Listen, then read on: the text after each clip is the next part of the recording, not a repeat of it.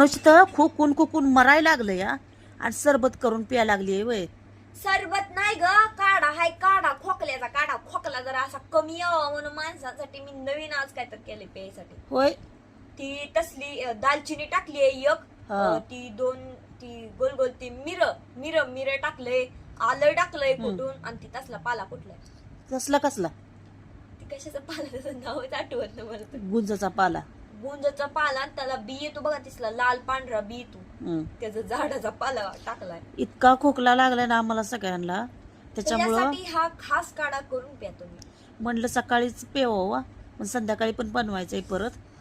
तोंडाला मी बनवायला लावला होता काढा. लय बघा गरम आहे काढा, पण गरमच प्यायचं असतं, चांगलं असतंय गरम पिल्याला. म्हणजे ही ह्याची वाटच लागायला पाहिजे. तर आमचा काढा कसा वाटला खोकल्याचा? हिरवा दिसतोय खरं. हा मग ते पाल्यामुळे हिरवा दिसतोय. इकडे पण आहे.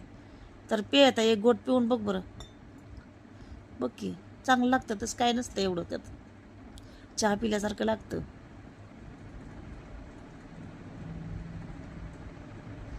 चांगलं लागतंय का? हा हाय.